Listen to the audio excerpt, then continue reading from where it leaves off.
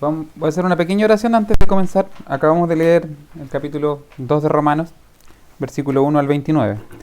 Eterno Dios y buen Padre Celestial, te pido solamente por misericordia, conforme a tus promesas, que dirijas este estudio, que tu Santo Espíritu nos dé entendimiento, me dé claridad y prepare el corazón de mis hermanos para recibir tu palabra. Te lo pido, Padre, por Jesús, mi Señor y Salvador. Amén. Ya, los capítulos 1 y 2, por lo menos la mitad del capítulo 1 y lo que comienza ahora el capítulo 2 completo, son parte de lo que hablaba la semana pasada con el hermano Luis y Betsabé, que estaba acá también, que para que el Evangelio sea una buena noticia tenemos que conocer la mala noticia, o tenemos que conocer el trasfondo. Es como yo le daba el ejemplo de cómo si vamos a una tienda de joyas a comprar un diamante o nos quieren ofrecer un diamante precioso, es difícil que el diamante luzca en una mesa de vidrio, por ejemplo. Si el dueño la pone en el mostrador de vidrio, no luce otro vidrio, no lucería como lo haría si pone un manto negro, un paño negro, coloca sobre él el diamante y ahí el diamante luce en toda su belleza. El Evangelio, como una piedra preciosa, como una perla de gran precio, tiene que ser presentado de manera correcta, y la forma correcta es decirle al impío que está enemistado contra Dios y que el justo juicio de Dios está sobre ellos. Pablo comienza con los gentiles. Primero aborda a los gentiles en su generalidad, griegos y no griegos. Hija, siéntese, mi amor. Griegos y no griegos, porque por decirlo así, los gentiles en el tiempo de Pablo abarcaba los habitantes del Imperio Romano y los que estaban fuera de sus fronteras. A todos ellos, incluso decía a griegos y no griegos, soy deudor, decía Pablo. Esta declaración del capítulo 1 pone a todos ellos bajo juicio. Pablo les dice, ustedes no tienen, ustedes no tienen la ley, pero van a entender que ellos, sin tener la ley, no tienen excusa delante de Dios, porque Dios se ha revelado en la creación. Dice que lo invisible de Dios se hace claramente visible a través de lo creado. Y no solamente a través de la creación, sino también a través de la conciencia. Decíamos que era la imagen de Dios en el hombre, porque cuando fuimos creados de imagen y semejanza, también Dios nos hizo seres morales, con una idea, aunque sea dañada por el pecado, pero de lo que es bueno y lo que es malo. Estos anhelos de justicia son propios de la naturaleza que Dios puso en nosotros. O expresiones como, eso no es justo. ¿Qué es la justicia? ¿Cuál es el parámetro de justicia? No me merezco esto. O Dios no puede existir porque hay tanta maldad en el mundo. ¿Y de dónde sacan esas ideas? Es la imagen de Dios en el hombre, que es el anhelo de justicia. Bueno, la misma idea de eternidad. Hablábamos que un pasaje de Eclesiastés dice, y todo lo hizo hermoso en su tiempo y ha puesto eternidad en el corazón del hombre. Hay diferentes marcas de la naturaleza de Dios impregnada en el hombre, por lo cual el hombre no tiene excusa, y otra forma como Dios les habla es a través de la creación, dice Pablo, y el rey David también dice en Salmo 19, los cielos cuentan la gloria de Dios, el firmamento anuncia la obra de sus manos. Entonces Pablo deja a todos los gentiles y dice que Pablo hace este juego de palabras, dice, por lo cual ellos, por ejemplo, rechazaron darle gloria a Dios y dieron gloria a las criaturas, Dios lo entregó a esto. Porque rechazaron la verdad de Dios por la mentira, Dios los entregó a esto. Así lo presenta Pablo, causa y consecuencia. Ellos rechazaron esta revelación de Dios, ellos rechazaron glorificar al que merece la gloria y glorificaron en su lugar a criatura, a hechura de sus manos. Dios lo entregó a la inmundicia. Entonces, decíamos la semana pasada que el pecado, por decirlo así, por excelencia es la idolatría, que el corazón humano es una fábrica de ídolos. Eso también lo decía Agustín de Hipona. Hija, no tapes eso. Entonces, el pecado de entrada, por decirlo así, es la idolatría, es cambiar la gloria de Dios y dársela a otro. Y ese pecado de entrada da lugar a toda clase de pecado, partiendo por la inmoralidad sexual que Pablo habla de manera muy explícita en Romanos 1, y que es increíble que hoy en día hay iglesias que no entiendan eso y que trastoquen esa verdad. Pero no solamente eso, sino que toda clase de pecados que van desde avaricia hasta desobediencia a los padres, cosa que nosotros tendemos a poner escala en los pecados, porque evaluamos a los pecadores no por su naturaleza pecaminosa, sino por sus acciones. Entonces, pecados tan, por decirlo así, inocentes como un hijo desobediente, Pablo lo enlista en la lista de pecadores que no solamente cometen esos pecados, sino que se complacen con aquellos que los practican. Entonces, si hubiese... Porque la iglesia de Roma, en el momento que Pablo escribe la carta, muy posiblemente estaba compuesta principalmente por gentiles, porque en el año 50 había habido una expulsión de los judíos de Roma. La carta se escribe en el 57. Pero si hubiesen judíos en la iglesia, que posiblemente habían, me imagino a ellos leyendo con gran gozo la primera parte de la carta de Pablo. Decían, tiene toda la razón Pablo. Ve cómo están ustedes bajo juicio. Y entonces parte Pablo el capítulo 2 dándole a los judíos. Porque primero Pablo deja bajo juicio a los gentiles, y ahora Pablo empareja la cancha, por decirlo así, y coloca, ahora vamos a tratar con ustedes. Es una actitud muy común cuando una iglesia, por ejemplo, un poco saca el corazón del evangelio, o saca del centro de la predicación a Cristo y se enfoca en otras cosas, como por ejemplo la imagen externa, que es muy común en las iglesias pentecostales clásicas, el cultivar una imagen externa determinada, y cuando alguien venía y predicaba sobre eso, las hermanas que tenían los vestidos largos, gozosas, habla Señor, porque no le hablaban a ellas.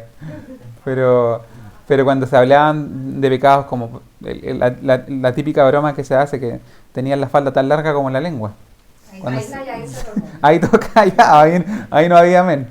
Entonces aquí Pablo trata de poner a los judíos darle a los judíos una imagen real de su condición delante de Dios también.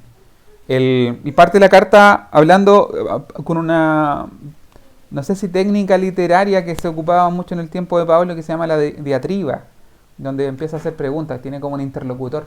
Pablo lo usa acá, también lo usa en Romanos, o sea, más adelante en el capítulo 9, pero usa mucho ese recurso literario de ir haciendo preguntas,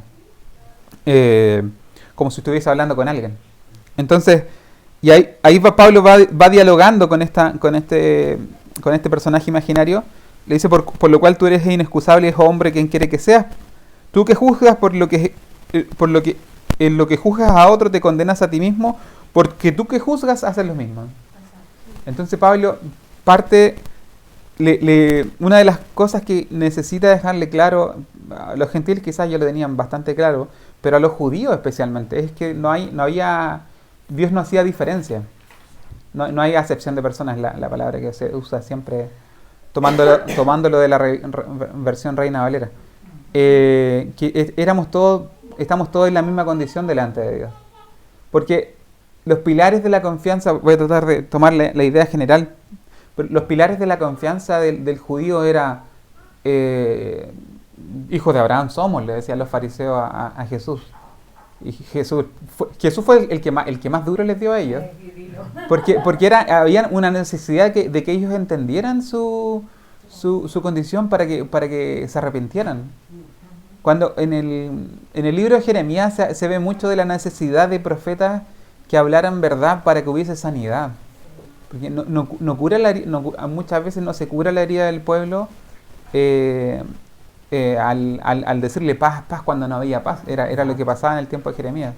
Entonces muchas veces es necesario esa dureza para que el hombre tenga la opción o tenga la oportunidad de alcanzar arrepentimiento. Entonces los pilares de la confianza judía era: somos hijos del pacto, le pertenecemos al Señor, y también y tenemos como señal la circuncisión. O sea, es imposible, era como partamos de la base de que es imposible de que nadie cumpla la ley si no está circuncidado. Entonces, al estar incircuncisos los gentiles, ya se saltan un requisito fundamental para cumplir la ley. Y si no cumple la ley, no hay justificación. ¿Me entiendes? Era la lógica judía. Nosotros no solamente estamos circuncidados, sino que somos hijos de Abraham. Entonces pecamos, pero Dios es misericordioso. Aquí Pablo le dice, avanzando un poco, le dice, Pablo dice, más sabemos que el juicio de Dios contra los que practican tales cosas es según verdad. Dios que escudriña los corazones y lleva más allá de las acciones, sino que de las intenciones del corazón. Esa es la gran diferencia de la forma como Dios juzga al hombre. Esa es la gran diferencia de la profundidad de la ley de Dios. Es que la ley de Dios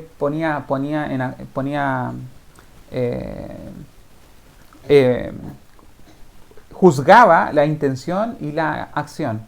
Por eso el juicio de Dios es perfecto, porque el juicio humano llega solamente hasta la acción. Nosotros no podemos ir más a fondo. Pero Dios, que escudriña los corazones, Él juzga la acción y la intención. Y tenemos muchos ejemplos en la Biblia. La ofrenda de la viuda, por ejemplo. Un montón de ejemplos donde incluso una buena acción para el ojo del hombre, Dios sabe que no se hace de buena manera. Entonces, el juicio de Dios es por eso es según verdad, porque Él tiene porque Él tiene tiene una imagen completa y bien revelada. Nosotros vemos, por decirlo así, como los negativos que habían antes. Cuando, no sé si las fotos antiguas tenían negativos, después se alguien me ha sido. Las fotos antiguas tenían negativos y después esos negativos se revelaban y veíamos la figura completa y más clara. Jesús siempre, Dios siempre ha visto las fotos y nosotros llegamos hasta el negativo. Entonces por eso el juicio de Dios es según verdad y por eso el hombre necesita al Espíritu de verdad. Porque cuando esa verdad que le pertenece a Dios, que Él nos mira desde la eternidad, Él nos mira fuera del límite del tiempo, nos mira desde la eternidad y escudriña lo profundo de nuestro corazón, Él posee la verdad, Él es verdad.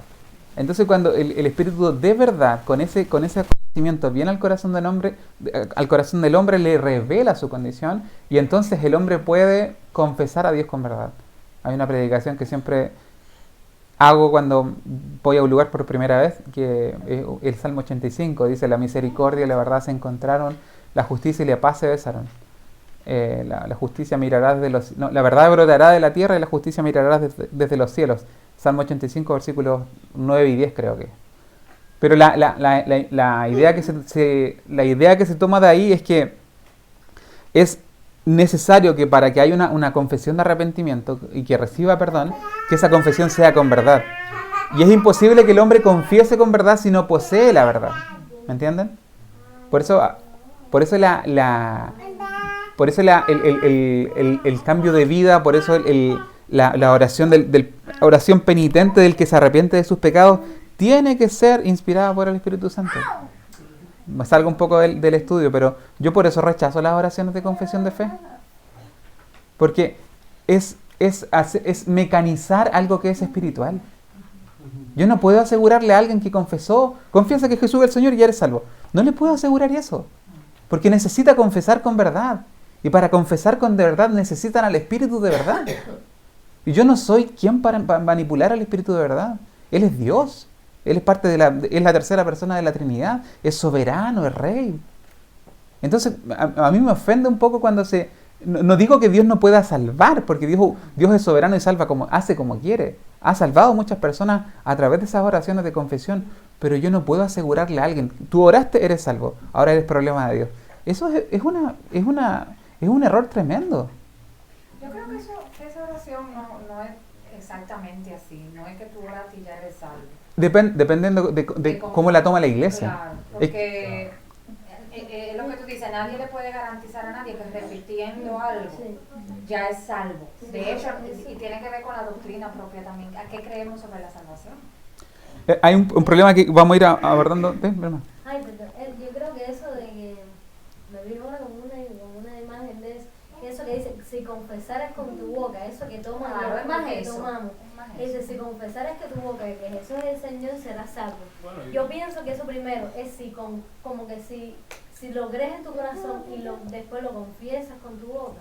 Entonces sí, pero no que ahora, no, tú crees en, no sé. Claro, Es una que hay oración mucha manipulada. hay mucha Sí, manipulación. repite Es que- Hay conmigo. llamados al Y van a altar. decirlo, La gente no porque sabe lo que están ni diciendo. No lo saben. Sí, es Sí. verdad. Pero a la vez es simbólico. A la vez la persona da un paso. Yo lo veo más como el llamado Exacto. a no quedarte tampoco en la silla. Que Exacto. no Sí, sé. Sí, porque claro, yo creo también, aunque tú tienes razón, pero yo también creo como que si tú dejas al inconverso así, en blanco, sin saber bien por dónde va ni Al menos nada, hacer es un como paso. que no sabe lo que está pasando, ¿no? Igual, no sé, Satanás lo puede engañar y no ha dicho nada, pero no sé. ¿Cuál sería la sugerencia entonces en ese caso? Es- Perdón, yo hace poco escuché un estudio bíblico de Stanley y decía él que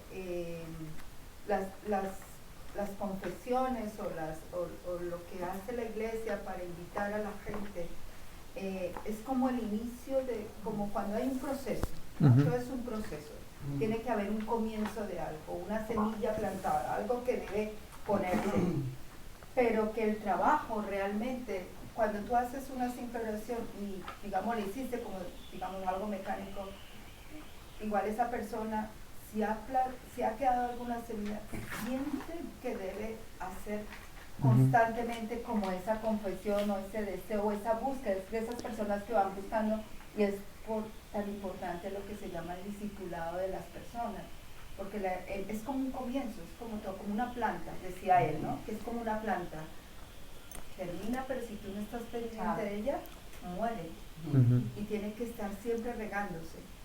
Sí, me cometí el error de no hacer la crítica sin contexto. El problema es cuando, como digo, el problema fundamental del corazón del hombre es que es una fábrica de ídolos. Y siempre hay iglesias que terminan haciendo de una liturgia, de un ritual, de un... no sé, ¿cómo se le puede decir, por ejemplo, el bautismo? Que eso es un sacramento. Terminan haciendo de eso un ídolo. Y lo mismo han hecho con esta oración. Yo he topado con gente predicando en la calle. Pues salíamos los días viernes a dar alimento a la gente que vivía en la calle, aprovechamos de predicar. Y un amigo le dijo a otro amigo, ¿y le hiciste la oración de confesión? Porque también se practicaba mucho. Y le dijo, no, entonces perdiste tu tiempo, le dijo. Entonces, Claro, ese es un ejemplo, y así se da en muchos lugares donde el número total, por ejemplo, en las campañas, cómo se contaban los números salvados, cuántos confesaron. Entonces entramos a idolatrar una forma, una herramienta. El humano tiene la capacidad de idolatrar lo que sea. Y se cae, por ejemplo, con la misma, el gran debate del bautismo, que hay iglesias que pierden la cabeza con el tema del bautismo. Si es paido bautismo o es anabautismo, si tiene que ser por inmersión, si tiene que ser por aspersión. Está tapando a la hermana. Mi amor, venga para acá. Si tiene que ser cuando es joven, cuando es niño, cuando son adultos, porque algunos toman el bautismo como una continuación. Los que son paido bautistas toman el bautismo como una continuación de lo que es la señal de la circuncisión, como una señal del pacto, del nuevo pacto. Y otros toman como que tiene que ser alguien ya adulto. Entonces hay un debate que lleva siglos. No pienso concluir, no pienso dar la palabra final. Pero el problema es, otra vez, cuando estaba en la universidad me topé con un chico americano. Estaba en Chile de misionero y tenía su ministerio en las universidades. Y él me decía que si yo no me bautizaba por agua, yo no era salvo. Yo pertenezco a una iglesia que es paido bautista, tradición metodista. Yo recibí el bautismo como señal del pacto cuando era niño. Y no tengo problema con la gente que se bautiza cuando adulta, ¿no? Pero él me decía, él me comparaba con Apolos. Me dijo, tú eres como Apolos porque no has conocido el Evangelio. El Señor ya había orado a mí. Llevaba pocos años que el Señor me había salvado. Pero él me decía literalmente, si tú no te bautizas por agua, no eres salvo. Entonces, ¿qué han hecho con algo que es un mandato del Señor? Bautizar, predicar el Evangelio y el que crea que sea bautizado en el nombre del Señor Jesucristo. Han hecho de un mandato, de un sacramento, lo que sea, han hecho de eso un ídolo. Y ponen su confianza completa en eso. Entonces, si yo voy y me bautizo, entonces yo ya tengo la salvación conmigo. Es la necesidad de de controlar. Entonces, si yo sigo ciertas normas, yo tengo la seguridad que la salvación está en mis manos. El bautismo no da salvación, evidentemente eso es una tontería. Ujú. Nadie puede decir que es salvo porque fue bautizado. Claro. Esa es otra tontería. Ujú. Lo que sí, hay mucha gente, lo que no, déjame ver cómo lo enfoco, porque esto es interesante y me gusta. Hay gente que dice, bueno, lo hacemos porque Jesús fue bautizado. Y hay otro que te dice, pero tú te casas y Jesús nunca se casó. Entonces estamos siguiendo al pie de la letra lo que Jesús hizo o no. Yo pienso que el bautismo, igual que esta confesión de fe, es simbólico. El bautismo es un día que marca tu vida en que tú decides entrar a las aguas como símbolo de que Ujú. moriste a tu viejo hombre, al pecado, a tu vida pasada, pero no deja de ser simbólico. Tampoco le puedo garantizar a nadie que porque se bautizó es salvo. O que tampoco le puedo cerrar las puertas del cielo Exactamente. al que no se ha bautizado de la forma que yo, en la forma que yo creo. Exacto. Yo creo que, claro, tú no puedes decir que porque te bautizaste ya eres salvo. Es como decir lo mismo. Yo creí una vez, un jueves, y el viernes pequé como quiera. Como yo creí un jueves, ya yo soy salvo. Salvo siempre salvo. Exacto, Hay mucha... no, yo diría que no, pero al mismo tiempo es como que tampoco se le puede quitar, ¿no? Porque es un mandato del Señor. Si tú decides así voluntariamente no hacerlo o restarle importancia, creo que ya tienes al Señor de frente, ¿no? No, es que no, a eso quiero llegar. Perdón. Es que es muy curioso porque a mí siempre me quedó una duda, ¿no? Y ahora que sale, pues de pronto me la pueden resolver. Cuando yo me convertí a cristiana, yo fui bautizada, pues obviamente como lo hicieron mis padres, como ellos fueron católicos, por el rito católico. Y cuando yo fui la última de la familia, digamos, en el momento, y mi duda era, ¿y si no lo hago, qué pasa? Pero tú hablas de la iglesia católica, No. A ver, atrás. Porque eso fue lo que cuando te hiciste cristiana te bautizaron como católica. Como católica. Cuando yo me fui a bautizar por los cristianos, Ajá, la iglesia evangélica. en la iglesia evangélica, yo tenía una duda de si bautizarme o no, Ajá. porque yo fui bautizada por lo católico y yo me sentía que ya era redundante. Ujú. ¿para qué otra vez? Sí. Si yo ya había hecho una confesión de fe y yo amaba a Cristo, o sea, yo amo a Cristo y había dado como el sí, pero el pastor me dijo, es que si no te bautizas es como si no hubieras hecho nada en tu o sea, me lo dijo así. Ujú.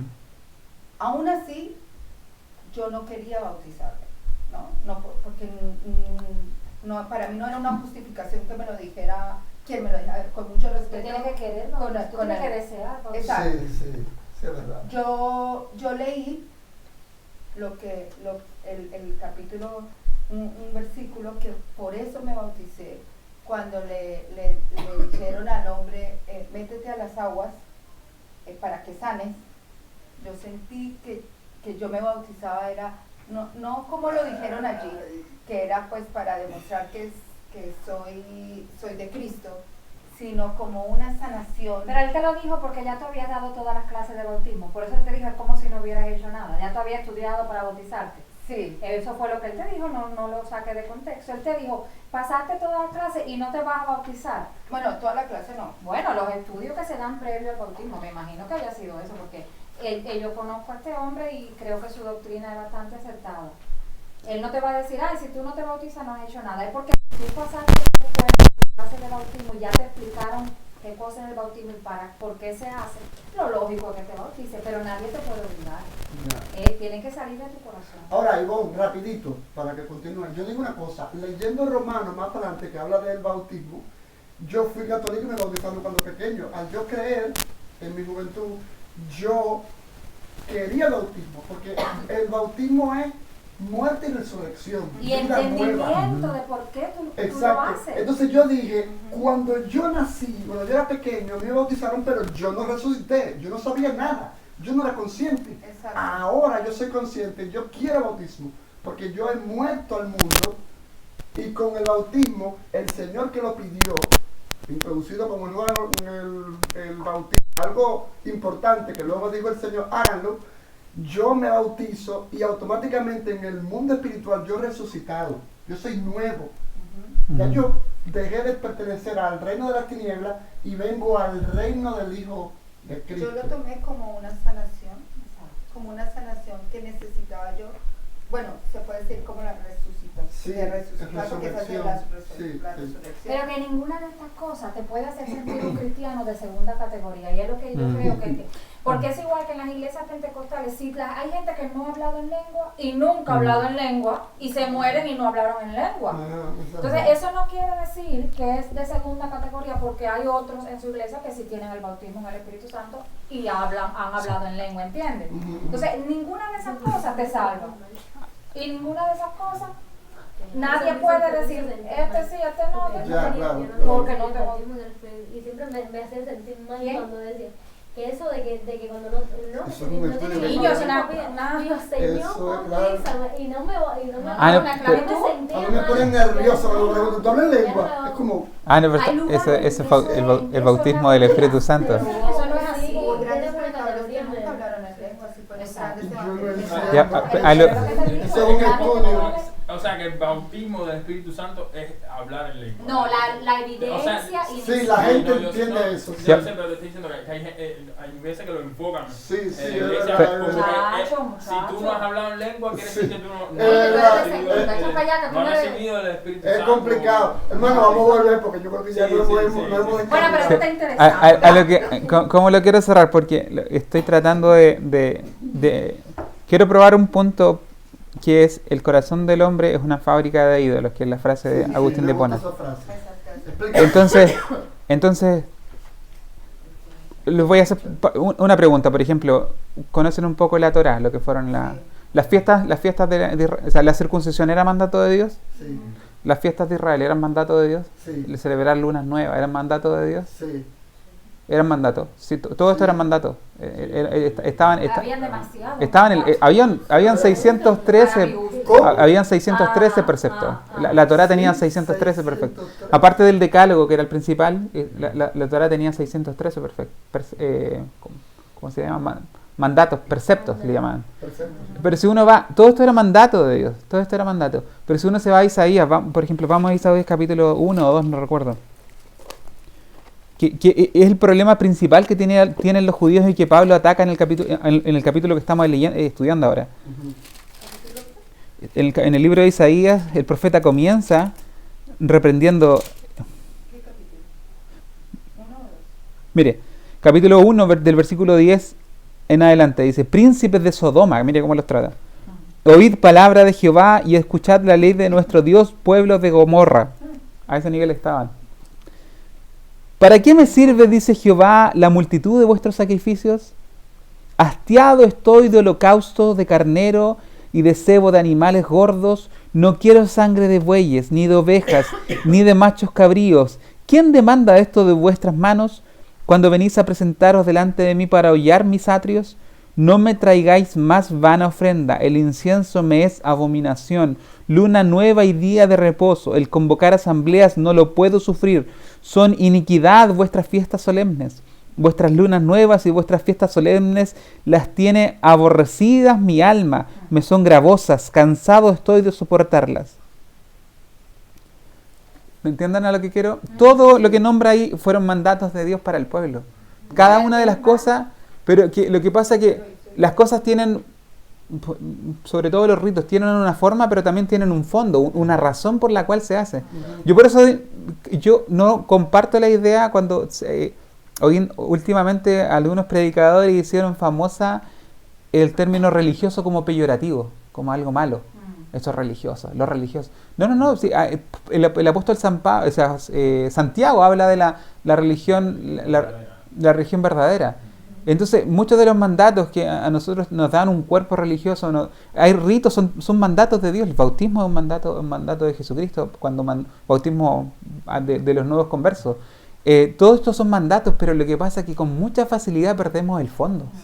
La razón por la cual fueron mandados. Entonces, ya sea la oración de la confesión de fe que nombraba, ya sea el bautismo por agua, cualquier cosa pasa cuando sacamos del foco a la razón por la cual estamos haciendo estas cosas. La Santa Cena fue instaurada, hacerlo en memoria de mí. Sí. Fue instaurada por Dios, pero todas estas cosas las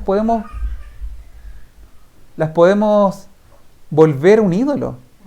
Y podemos, en el deseo de nosotros de controlar la salvación, de que esté a nuestro alcance, y de colocar nuestra confianza. El problema es que colocamos nuestra confianza en algo que no es Dios.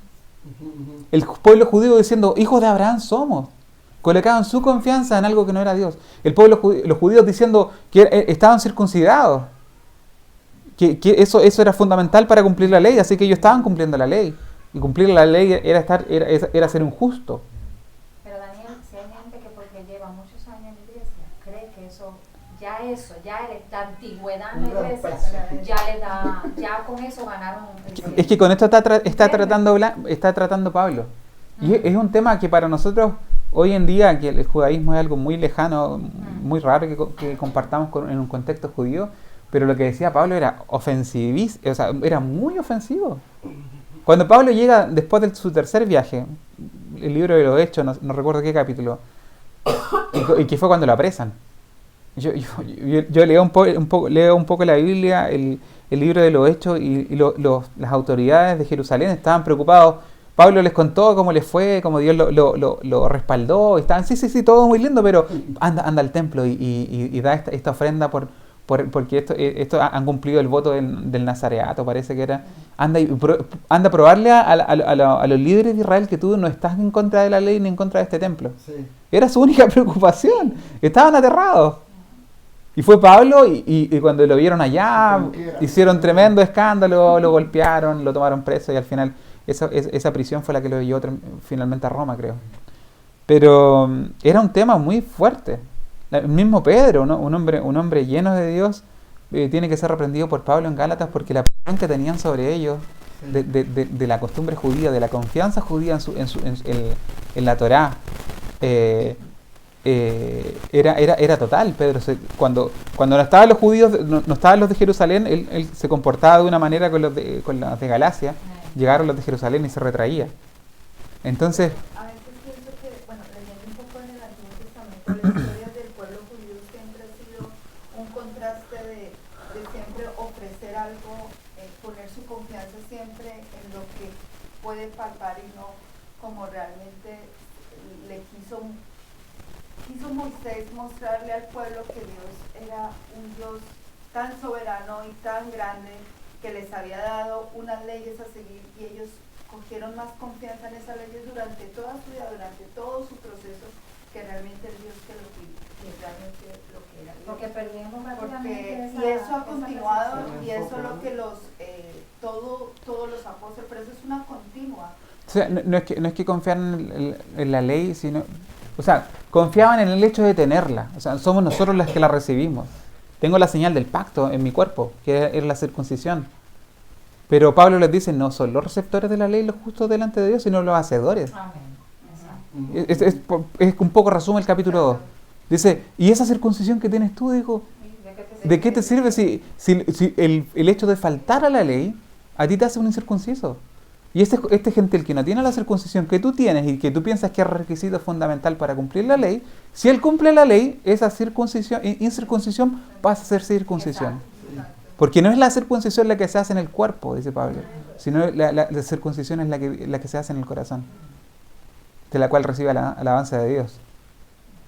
No está diciendo Pablo que el gentil es capaz de cumplir la ley por sí solo, sino que Pablo le está mostrando cuán vana es la confianza que el judío está colocando por ser receptor de la ley y por tener la señal del pacto en el cuerpo. Si tú colocas tu confianza en eso, le dice Pablo, este gentil que no tiene nada de eso no es descendiente de Abraham según la carne y tampoco tiene la señal del pacto en el cuerpo, pero si él cumple la ley, el solo hecho de cumplir la ley a él lo hace más justo que tú. Eso le está diciendo Pablo. Pero Dios lo advirtió muchas veces. Hay un versículo que yo creo que es clave, que dice, este pueblo de labios me honra, pero su corazón está lejos de mí. Entonces, ¿de qué te está hablando realmente? De labio me honra, o sea, de la boca para afuera. pero es que a Dios le interesa lo que está pasando dentro. Y yo pienso que eso se traspola al día de hoy. Es naturaleza humana. Trayéndolo a la práctica, mi hermano, si tú, desde tu interior, y lo hablábamos el domingo, si tú no naciste de nuevo, si no ha habido esa transformación en tu vida, es imposible. Te convierte en un cumplidor externo de reglas y de normas. Solo eso. Pablo, en el fondo, lo que quiere hacer con los judíos es decirle, como les decía a los gentiles en el capítulo anterior, ustedes no tienen excusa y están bajo el juicio de Dios. Exacto. O sea, porque aquí me gusta mucho este libro, el que estoy siguiendo para el estudio de Romanos.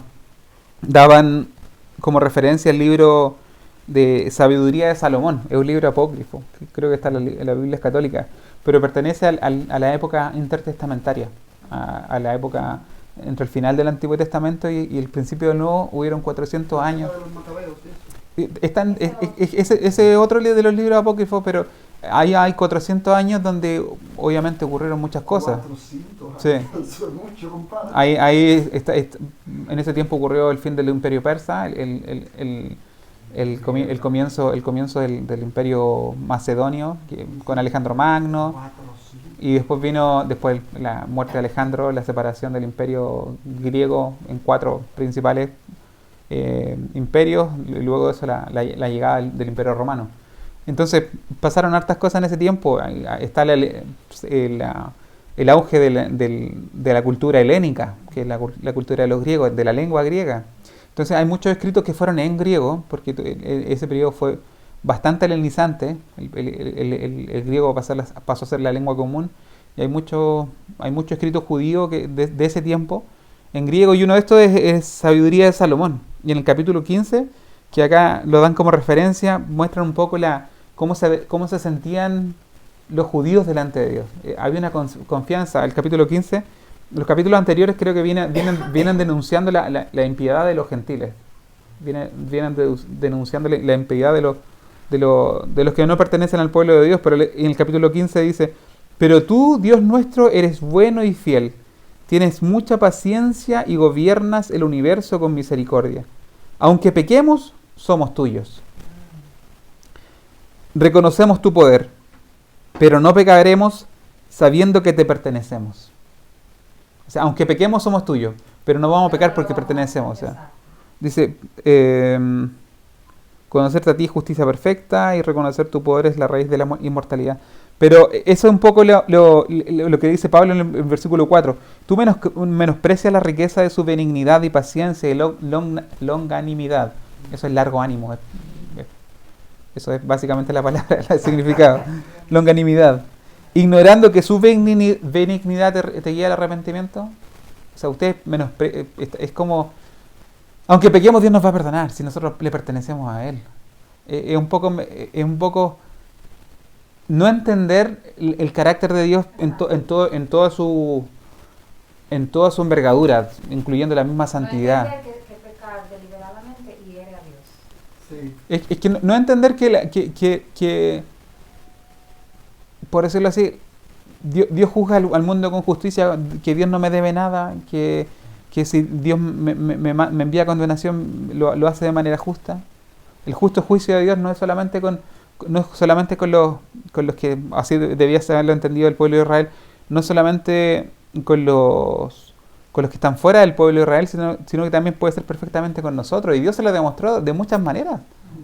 Dios, cuando ellos se apartaban, Dios levantó, cuando hablábamos la semana pasada, Dios levantó pueblos para juzgarlo, y pasaron cosas terribles. Claro, parece que como se adaptaron prácticamente a que pasaba eso, a que Dios les demandaba un juicio, o sea, un pueblo, una plaga, cualquier cosa, prácticamente desde que salieron de Egipto. Ya ellos se arrepentían, clamaban a Dios, y Dios les daba la solución, o les mandaba a un juez que los librara, y prácticamente se adaptaron y ya pensaron que era casi que se lo merecían. Sí, y esa era la actitud en general del judío, y le costaba mucho entender. O sea, si bien ellos fueron llamados, como es la iglesia hoy en día, ellos fueron llamados para hacer luz de las naciones, Ellos terminaron siendo creo que Jesucristo mismo habla de, ellos terminaron siendo, ellos tenían que ser guía para las naciones, guías para los que estaban en la oscuridad. Y por eso eso es básicamente una luz, como una ciudad sobre un monte edificada. Eso era el mandato, que era el mandato para la iglesia. Pero los que tenían que ser luz para los que están en la oscuridad terminaron siendo ciegos, guías de ciegos. Exacto. Si un ciego guía a otro ciego, ¿qué pasa? Los dos se caen al hoyo. Dios mío. No quiero pensar en eso. Entonces, eso es básicamente el reproche que le hace Pablo. El que le hace primero Jesucristo. Es un eco de lo que ya Jesucristo hacía con los fariseos. Pero esa dureza para ellos era porque necesitaban entender su condición, necesitaban saber que están bajo la ira de Dios. Generación de víboras, ¿quién nos enseñó a escapar de la ira venidera? Entonces, Pablo en este capítulo, en el fondo quiere dejar a todos bajo el justo juicio de Dios.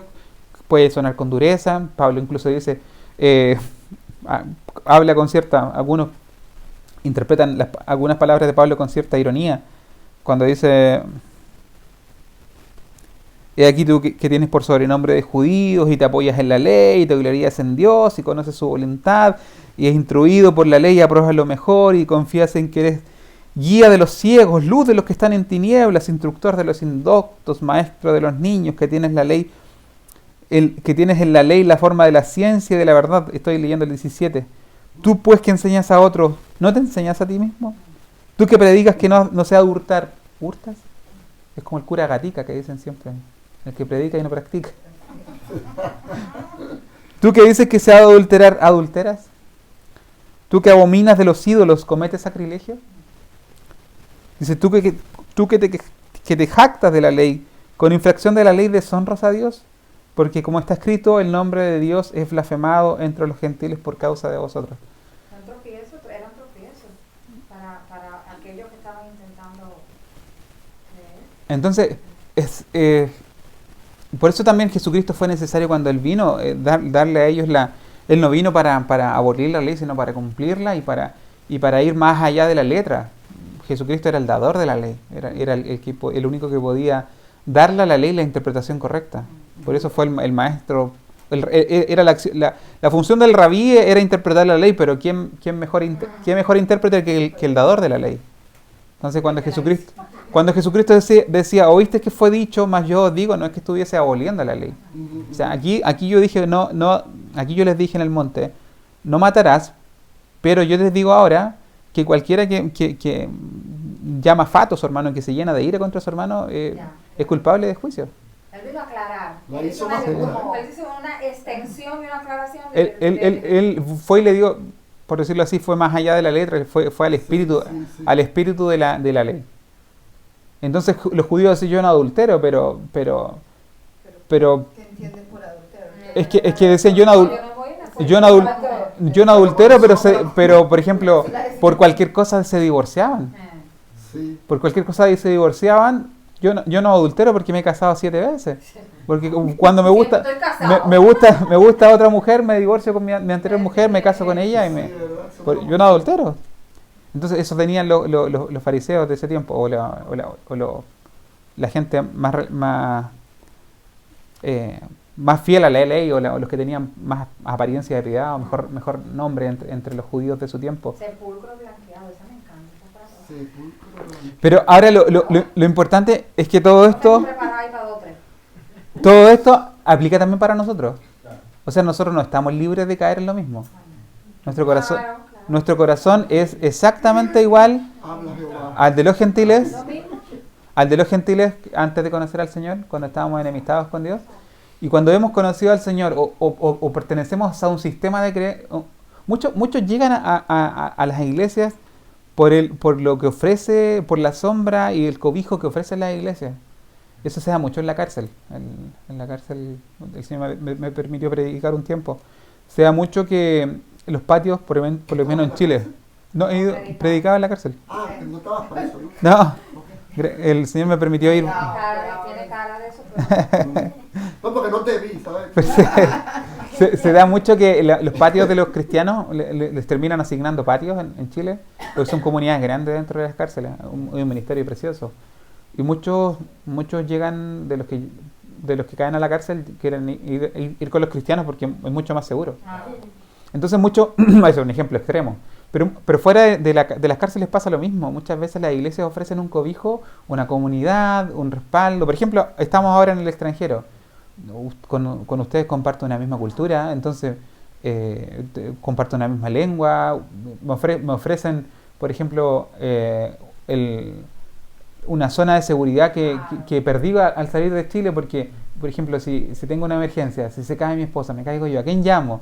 Entonces hay toda una serie de beneficios por el hecho de pertenecer a una comunidad. Sí. A lo que hoy es que cualquiera puede llegar a nuestra comunidad atraído por otras cosas. Exacto, por millones de razones. Por millones de razones, y pertenecer y sentirse muy cómodo, porque la vida en la iglesia, si hay hermanos realmente que aman al Señor, es cómoda, es agradable, hay cariño, hay amor entre los hermanos, pero pueden pasar años ahí y no conocer nunca al Señor.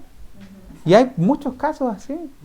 Hay personas que han pasado vidas enteras en la iglesia sin conocer al Señor. Y el fariseísmo también entre denominaciones. Hay iglesias condenando a hermanos de otras iglesias solo porque su denominación es otra o creen. Sí, ¿verdad? Sí. Y entonces tú dices, pero ¿y esto qué cosa? Es la misma actitud Se bloqueó, del parece. fariseo.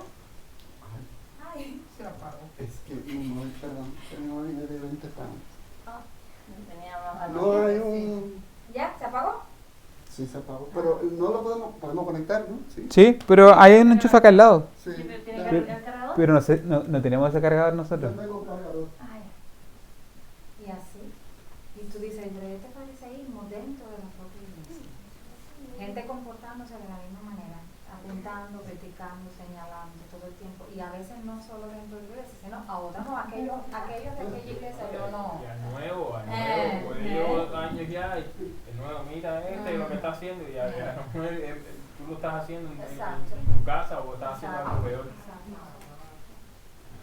Pero a lo que Pablo quiere llegar, bueno, aquí después más adelante habla de la futilidad de poner la confianza en la circuncisión, lo que hablábamos ya, de que si el gentil que no tiene todas las credenciales que tienes tú judío, que no pertenece, no es descendiente de Abraham según la carne, que no tiene la señal del pacto en su cuerpo, él perfectamente puede ser más justo que tú si cumple la ley.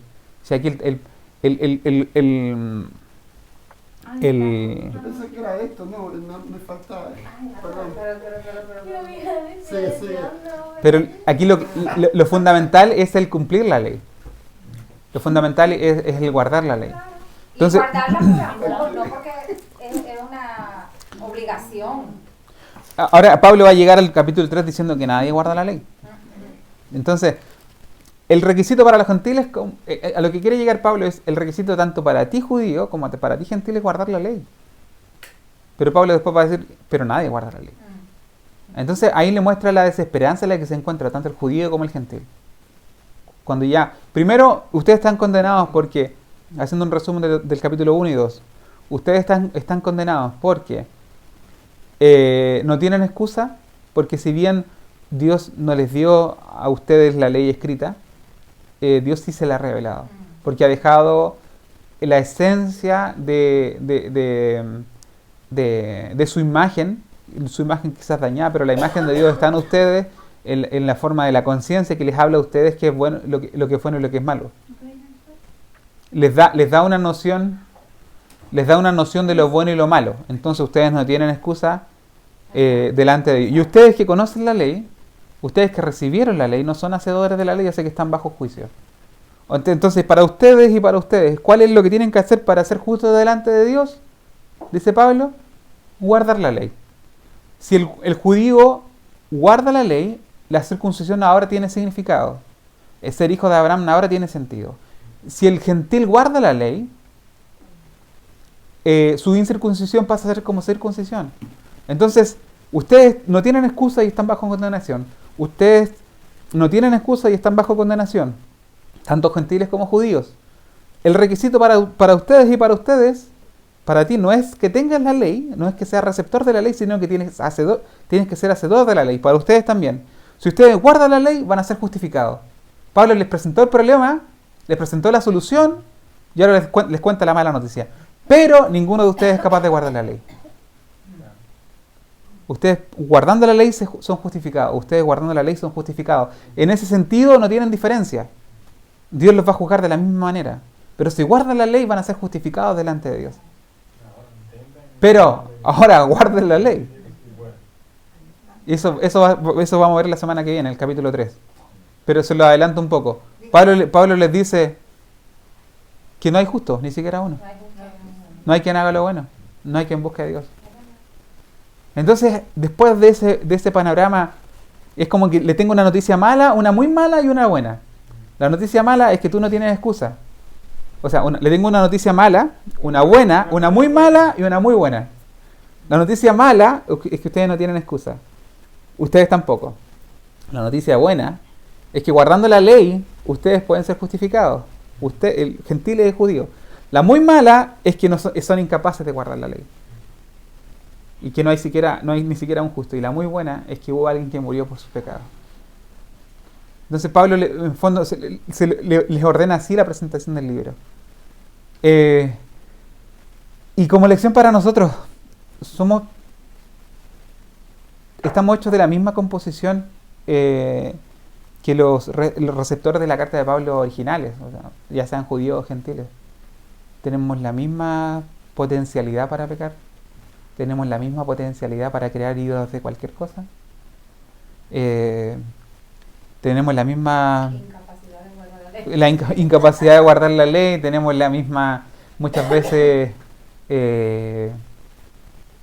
tenemos el mismo atrevimiento de los judíos, que a veces nos confiamos y nos confiamos diciendo, no, si Dios tiene misericordia de los pecados míos. De los pecados del otro no, pero de los pecados míos sí. Él es paciente. Pero, ya estamos yendo casi al final. No, ya tú me debes dinero, como quieras. Pero para llegar un poco a la conclusión es eso. Hay en muchas de las versiones de las formas de cristianismo que existen y en cualquier otra religión en el mundo, muchas veces hacemos ídolos de las formas y nos olvidamos de los fondos y hacemos ídolos de formas de las más excéntricas posibles. Por ejemplo, hay iglesias que idolatran las vestimentas. Yo no estoy bromeando, o sea, sí. Hay iglesias que mi iglesia en Chile, esto se está grabando, me van a acusar, pero no, pero mis papás saben. No, la iglesia es la denominación. La denominación. Okay. Hay una estructura que se guarda. Yo les digo, no puedo usar barba ya. Eso ya es una cosa.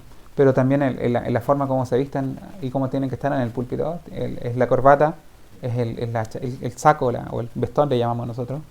Y me parece bien que hayan formas. Hay formas hay códigos de vestimenta donde uno presenta. Esta es la forma como yo presento respeto a alguien. Por ejemplo, si me fuese a reunir con el presidente de la República, ¿cómo iría vestido? De esta manera. No, claro. Pero muchas veces llevan eso al extremo, por ejemplo, de que si hay 40 grados o 38 grados, no se van a quitar la chaqueta. Predicando en la calle cayendo los patos asados. Pues menos importante el mensaje si el que lo predican en camiseta y... esa no. En mi iglesia, por ejemplo, ibas a predicar y se te olvidaba la corbata. Y el pastor te ponía una corbata que te quedaba horrible. Pero no, hay iglesias que se mantienen en eso. Entonces, una corbata horrible. Entonces, a veces, no digo que no. Yo digo, a la iglesia donde usted vaya, donde fuera, haz lo que vieres, mantenga la forma. Por ejemplo, en el tema del bautismo, no quiero profundizar mucho en eso porque a la iglesia donde usted vaya, cumpla las doctrinas de esa iglesia. Pero no olvide el fondo. Sí. A eso es lo que voy. Yo digo, no es que nosotros en el cristianismo somos llamados a libertad y a libertad para amarlo incluso si tenemos diferencias. Exacto. Yo amo a mi hermano aunque tengamos diferencias. Para mí esa es la libertad cristiana. En lo fundamental estamos todos de acuerdo. Mientras no tengamos diferencias en lo fundamental, que incluye la divinidad de Cristo, la doctrina de la Trinidad, de que Él va a volver. Mientras estemos de acuerdo en eso, estamos bien. Ahora, de la forma como usted quiera sobreedificar, de la forma como usted quiera vivir el bautismo por agua, eso va a depender de la iglesia que usted escogió, donde usted llegó, ahí donde llegó, cumpla las normas que le ponga esa iglesia. Está bien eso, las normas, los códigos de vestimenta, los sacramentos, haga lo que esa iglesia, porque usted la eligió, usted libremente eligió esa iglesia, quédese ahí, eche raíces ahí, Mira, coopere. un tema polémico últimamente, y es si las mujeres pueden o no ser pastoras. Y hay iglesias en donde la parte de la congregación se ha ido porque no quieren tener una mujer pastora. Y simplemente se han ido a una iglesia donde el pastor es hombre. Punto. Sí. ¿Entiendes? Entonces, pero a la vez es polémico. Entonces depende de ti como creyente, si tú asumes o no asumes. Digo, tengan una doctrina definida, Exacto. créanla, afírmenla, pero sepan cuál es lo fundamental, o sea, con qué doctrina nosotros tenemos la mano cerrada y con qué doctrina tenemos la mano abierta. ¿Cuál Yo yo voy a decir? Por ejemplo, la Trinidad no la negocio con nadie. Exacto. La resurrección de Cristo es el fundamento de mi fe, no lo negocio con nadie. La divinidad de Cristo no lo negocio con nadie. El retorno de Cristo, Sí, ¿no? incluso los detalles, porque la escatología es otra área de la teología donde se agarran a coscachos. Lo que es claro es que Cristo vuelve. Exacto. Y que va a haber condenación para los impíos y justificación por Cristo para los que han sido escogidos por Él. Exactamente. Entonces, pero cumpla las normas del lugar donde llegue, vestimenta, todo lo que sea. Pero no olviden el fondo. Si en el fondo el problema es cuando se olvida el fondo, se mantiene la forma y se idolatra la forma. Eso es lo que le pasó al pueblo de Israel en los versículos que leímos en Isaías. Todo lo que hacían, que había sido mandado por Dios, pasó a ser abominación. Esa es una expresión fuerte. A Dios le daban ganas de vomitar al ver al pueblo de Israel juntarse a hacer todo lo que Él le había mandado, porque habían olvidado la razón y el corazón estaba lejos. Entonces pasa mucho.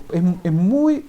O sea, la religión como concepto, de hecho creo que etimológicamente dicen, no estoy seguro, que significa religare, como reunir, o sea, volver a unir con Dios. Entonces el propósito de la religión no es en sí algo malo, y no se debiese usar el término religioso como peyorativo. Igual que radical, la gente tiene miedo de decir yo soy radical. Yo soy religioso, si tenemos un sistema de religión. Pero hay que ser radical. O sea, radical es una palabra positiva, ¿no? Depende de cómo tú la uses. uses. Pero no es malo ser radical. Por ejemplo, nosotros como cristianos hemos de ser Somos radicales. radicales. Es esto porque lo dice el Señor. Ajá, Porque ajá. está en la palabra de Dios, punto. No No hay como dice Daniel, negociar. no se negocia con eso. Es esto y es esto. Y lo demás, bueno, ya hay cosas que valen a tu criterio. O sea, me pongo la corbata así o no me la pongo. Eso es problema tuyo. Pero hay cosas que son... Yo antes de terminar, podemos seguir con esa conversación, pero antes de terminar yo tenía otra pregunta que no tiene nada que ver con Entonces, eso. ¿por qué me interrumpes? Pero sí tiene para decir nada más para que sepa. Ya se me olvidó. Pero al final. No, dale, si ya era nada más que Sí, está, parece.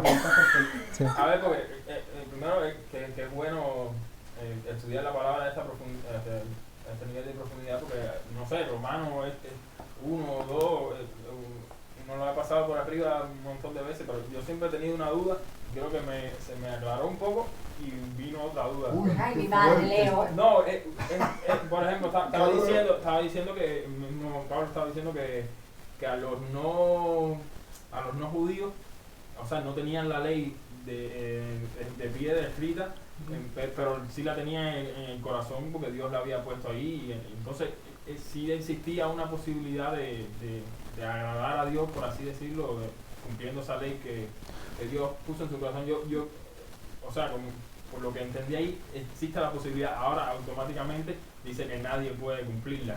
Entonces mi duda siempre ha sido, por ejemplo, un aborigen de Centroamérica ante la colonización. Ajá. ¿Qué posibilidad tuviera?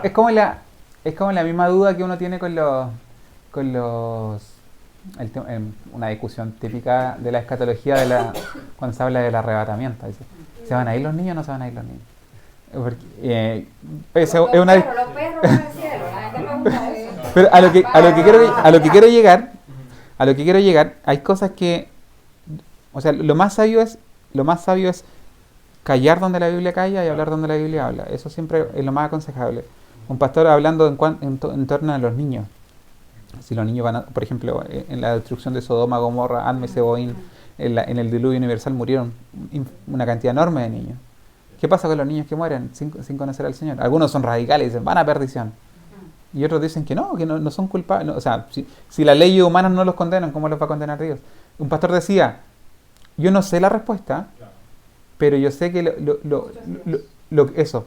Porque Dios es justo, lo que va a ocurrir con los niños va a ser algo que va a tener, o sea, el juicio que van a recibir esos niños va a ser un juicio que va a ir acorde a la naturaleza de Dios, que es santa, justa y misericordiosa.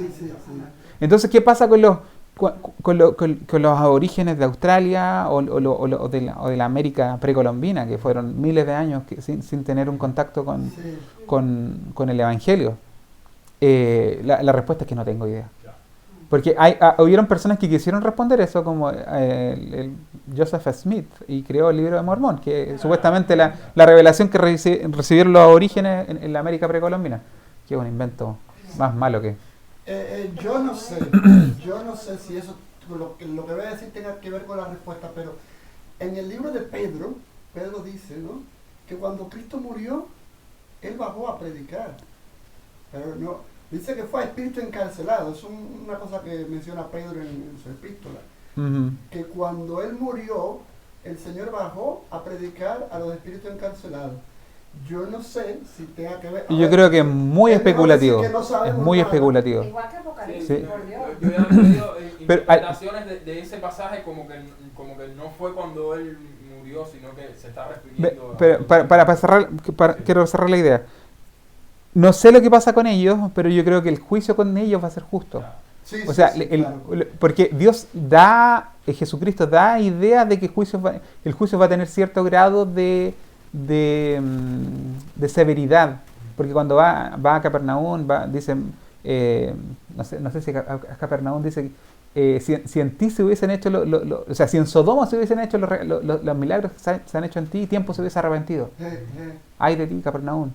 Entonces ahí da cierto grado, o sea, si ellos hubiesen recibido... En la medida en que se fue revelado a ti. Entonces, lo que me deja claro Pablo, que ellos no tienen excusa. Porque lo que habla el capítulo 1 es, nadie tiene excusa. Porque los que no tuvieron la ley, tuvieron la revelación general, que se llama. Algunos le llaman revelación general y especial, al testimonio de los cielos y a la escritura, por decirlo así. La misma naturaleza muestra las obras de Dios. Y incluso los judíos no recibieron la revelación completa. Si vamos al libro de Hebreos, dice, habiendo Dios hablado a nuestros padres en otro tiempo de muchas maneras, nos ha hablado ahora, dice un predicador, Sugel Michelin, parece que dice, que la versión original dice, nos ha hablado ahora en hijo, como que si fuese un lenguaje.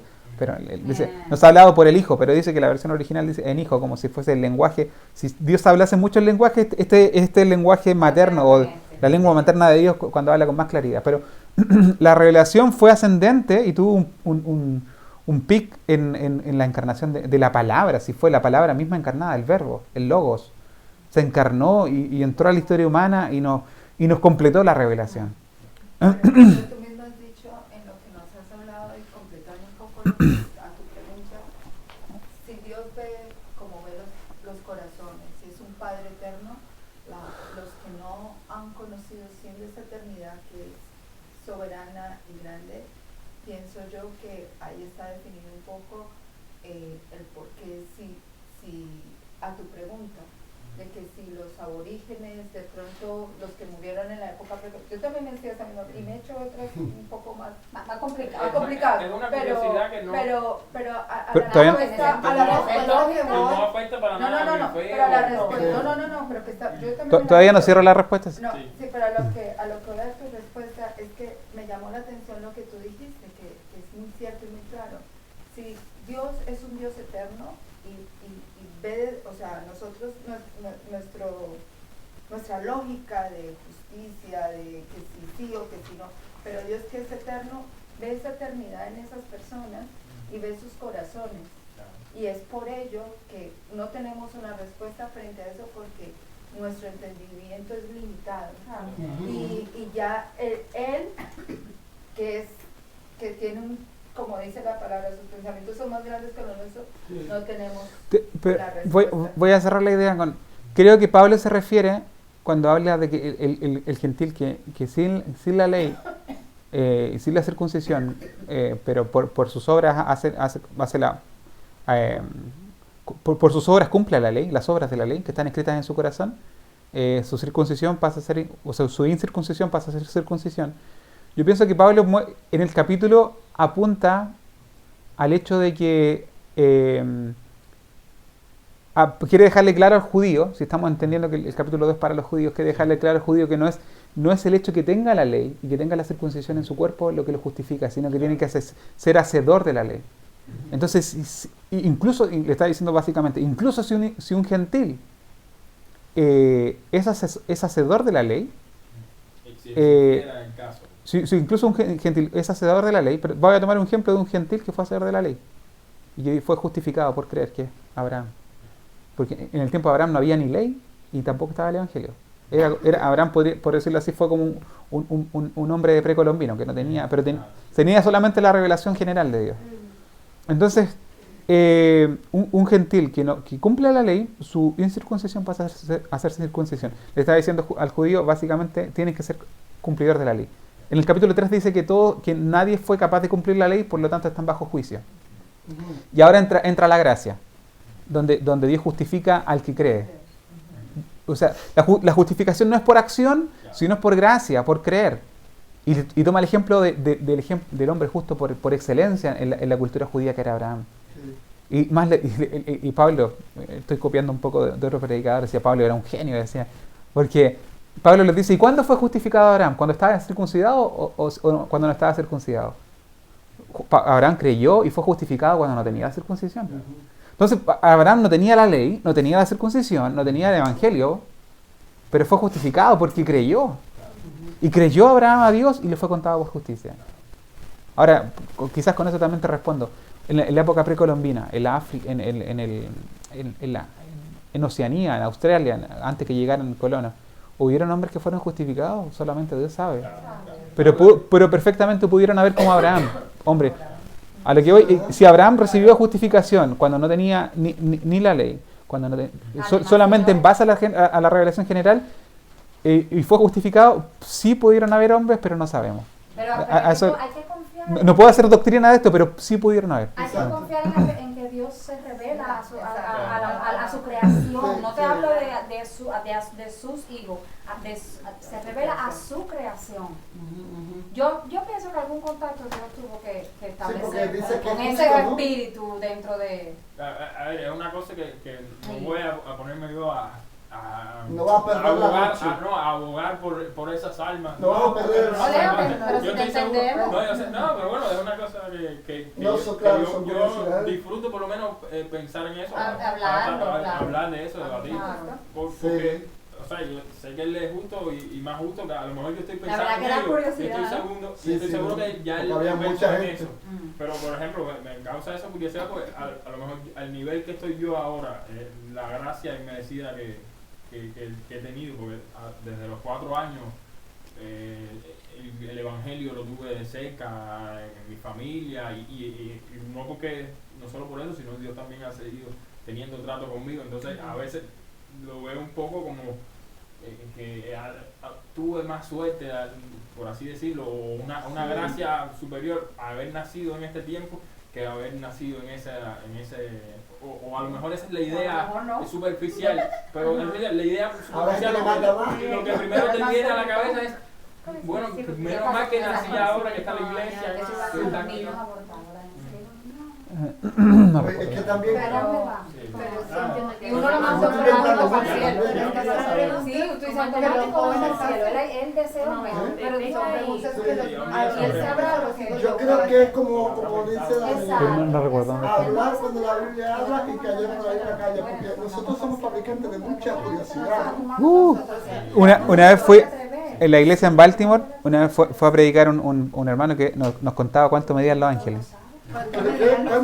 Nos contaba cuánto medían los ángeles, que cuando se echaba un demonio usted tenía que atarlo 3 veces y que había ido al abismo a ver las cárceles de los demonios. Mira, yo... 40 minutos predicó eso, nos paramos y nos fuimos. Óyeme, Daniel, cuando yo leí que a Pablo habla en Corintio, creo, que dice que hay muchos de nosotros que nos estamos preguntando con qué cuerpo vamos a resucitar, y veo que Pablo como que le dice, ¿cómo que le dice? Le dice, o sea, como que nos llama insensato de tanto pensar, de tanto imaginarnos, de tanto querer saber que con qué cuerpo, que lo terrenal me arregla. Y yo dije, yo creo como que hay que quedar tranquilo, no hay que preguntar tanto, a lo mejor igual uno se mete en un terreno equivocado, o siempre está ahí dándole... Y es si que yo no es tan revelo complicado tampoco. si yo no revelo nada, es porque hay que estar tranquilo, ¿no? Pero para cerrarla, voy a cerrar el estudio de hoy con... Ya tú estás cerrando hace rato. Bueno, pero Tú estás para un candado. contestándole a Leo, no, porque es un adelanto para el capítulo 3. Hablar donde la Biblia habla, callar donde la Biblia calla. Si hubo alguien que fue justificado en los lugares donde no llegó el Evangelio, antes de que tuvieran contacto con la cultura judeo-cristiana, si alguien fue justificado, no fue por sus obras. Eso es completamente seguro por lo que dice Pablo. Porque ciertamente tenían la potencialidad, entre comillas, tanto gentiles como judíos, de alcanzar justificación si cumplían la ley. Pero Pablo después me va a decir para la próxima semana que ninguno cumplió la ley. Entonces la justificación no vino por el cumplimiento de la ley. O sea, judío, la ley no te vale nada tenerla, ni la circuncisión tenerla. Gentil, no tienes excusa. Si ustedes cumplen la ley, ustedes van a ser justificados, pero ninguno cumplió la ley. Entonces, ¿qué pasó? ¿Pudieron haber justificado? Sí, pero no por cumplir la ley, sino por gracia, así como fue justificado Abraham. Y todos los que fueron justificados antes de que Cristo muriera, después de que Cristo muriera, en Eurasia, en África, en Oceanía y en Sudamérica, en cualquier época del tiempo, si Dios en su misericordia, por su gracia, quiso revelarse a alguien, justificarlo, salvarlo, todos los que fueron justificados de esta manera, sus pecados fueron clavados en la cruz. Porque la muerte de Cristo viene a cubrir los pecados pasados y los futuros, porque Dios habita en la eternidad. Entonces, cualquiera que haya alcanzado salvación, tanto en el Antiguo Pacto o anterior al Antiguo Pacto siempre, y posterior al Antiguo Pacto, siempre fue por Cristo, porque habiendo Dios pasado por alto en su paciencia los pecados pasados, dice Romanos 3, 23 o 22, con la mira de manifestar en este tiempo su justicia, a fin de que Él sea el justo y el que justifica al que es de la fe de Abraham. Así que esa sería la conclusión que vamos a ver la próxima semana, si Dios quiere. Así que para el Señor, honra y gloria. Vamos a hacer una ¿verdad? ¿Escuchó bien o está